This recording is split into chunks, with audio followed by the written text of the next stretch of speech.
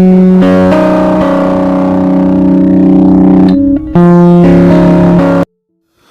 students, welcome to Vishmal Education channel. Today we are going to discuss about different types of banks, and also we will be discussing about what is meant by repo rate, reverse repo rate, CRR and SLR. Now let us understand the rates involved in banking system. Let us first look at the banking system of India. Now all the banks in India comes directly under the Reserve Bank of India, that is RBI. There are two major types of banks. One is scheduled bank, the other is non-scheduled banks.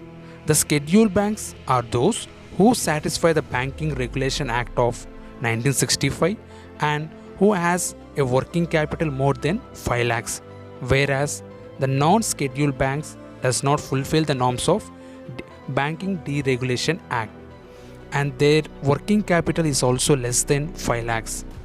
Now there are two types of scheduled banks. One is commercial banks and the other is cooperative bank. The commercial bank can be a public sector banks like SBI, Oriental Bank of Commerce and so on. We have the private sector banks like ICICI, Axis Bank, HDFC Bank and foreign banks. The foreign banks are those who has to fulfill the norms of the RBI as well as their host country. And we have regional rural banks.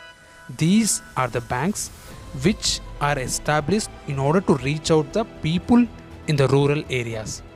The cooperative banks are usually used in order to fund small businesses. They can be either state or district banks. Well, once if we understood the banking system, now let us understand different rates involved in the banking system. We have RBI, the bank and the customer. Now the customer deposits some amount in the bank. Not all the amount goes to the bank wallets. It has to give some amount of that money that they have received in the form of deposits to the RBI. What is the exact amount that is to be given to the RBI? That is decided by the CRR, that is cash reserve ratio. So if the CRR is 5% and the customer deposit 1000 rupees in the bank, then 5% of it, that is 50 rupees goes to the RBI and the remaining amount goes to the bank wallet. Now assume that the bank, whatever the money it has received in the form of deposits from its customers, have decided to credit in the form of loans to the customers. That is, whatever the money that the bank has, all its money it has decided to give in the form of loans to its customers. Around the same time, if the customers who have deposited their money in the bank have came and have asked the bank to give our money back, in this circumstance what will happen is the banks somehow they don't have any money in their pocket, so they won't be able to give this money to the customers who have deposited in this bank.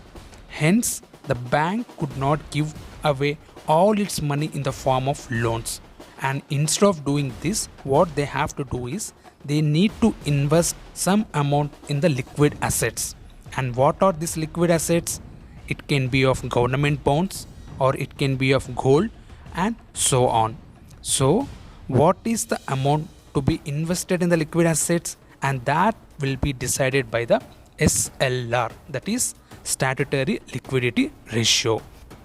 If the SLR is 20%, then the 20% of the amount which the bank has to be invested in the liquid assets, and the remaining amount can be used by the bank for its daily expenses or for giving away loans.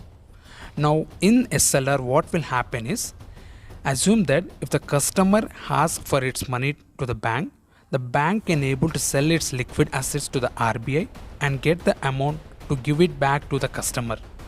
If the customer does not ask any money to the bank, then the bank can able to keep that invested amount as it is and it will also earn interest at some rates from its investments. Now consider a situation where banks does not have enough money in order to meet its daily expenses or to give away loans. What will the banks will do in these circumstances? It usually call up RBI and ask for some money. And what RBI will do?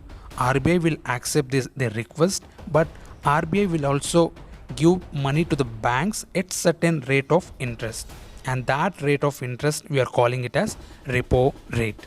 Now the loans can be of short term or long term. The rate charged for the short term loans we call it as repo rate, and the rate charged for the long term loans we call it as bank rate. So what usually happen in repo rate is, once the bank has the money, it can able to give away that money to its customer in the form of loan.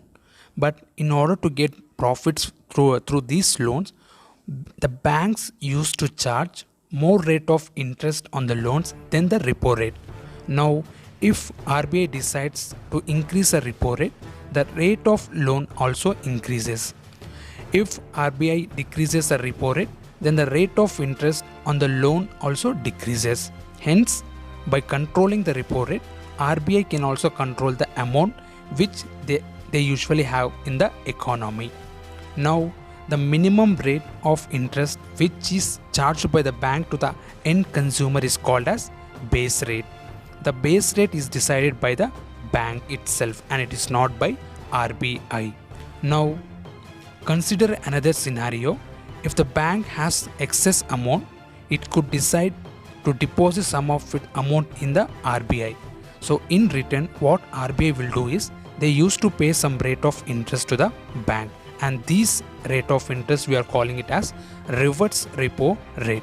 So these are the important rates to understand in the banking system. Thank you.